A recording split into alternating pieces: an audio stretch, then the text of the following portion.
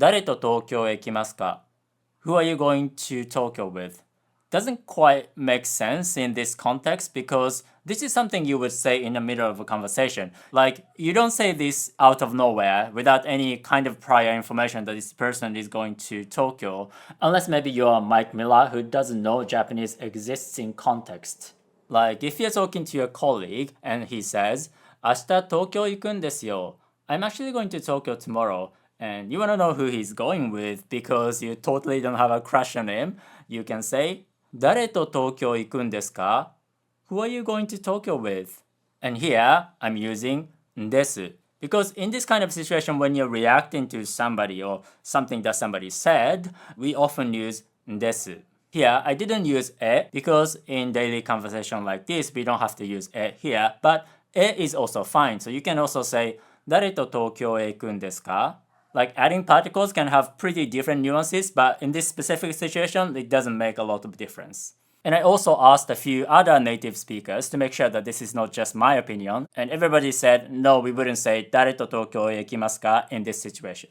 Now, if you use the Minna no Nihongo phrase and said 誰と東京へ行きますか, it sounds pretty strange because it sounds like you're totally not interested in this. Like you're just mechanically asking your question, which means there could be some very specific but rare situations where this makes sense. For example, if you just have a list of questions that you actually have to ask, but you have no interest in this person, right? So you're gonna be like, 明日どこか行きますか? Are you going somewhere tomorrow? 東京へ行きます. I'm going to Tokyo. 誰と東京へ行きますか? Who are you going with? Like no emotion, no curiosity, just collecting data like you're collecting Pokemon. But normally when you ask this, you're interested in the answer. So, and you're participating in a conversation. So using ですか is way more relevant than not using it, which is rare. That being said, we do use 行きますか in some other situations. For example, you and your colleague are going to visit your client, but you haven't really decided when to leave. And then you can say, 何時に行きますか? What time should we leave? And here, you are actually talking about us, the two of us, not what the other person is going to do. So that's the difference. If you say, 何時に行くんですか? What time are we going? Using ですか, it sounds like he already knows what time, but you don't. So you're asking what time.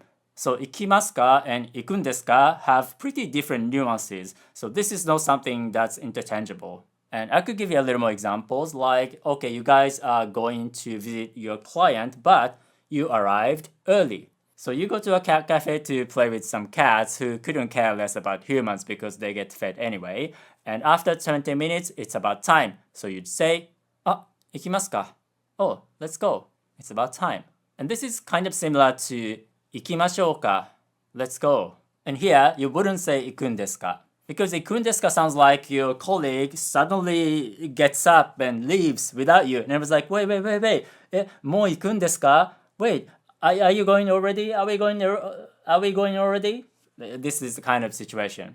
And ですか is a critically important expression that we use all the time. If you watch this 7-minute interview video of mine, you hear です like 21 times, so every 20 seconds. Which means this is something you have to learn pretty early on. But Minna Nihongo gatekeep the crap out of you.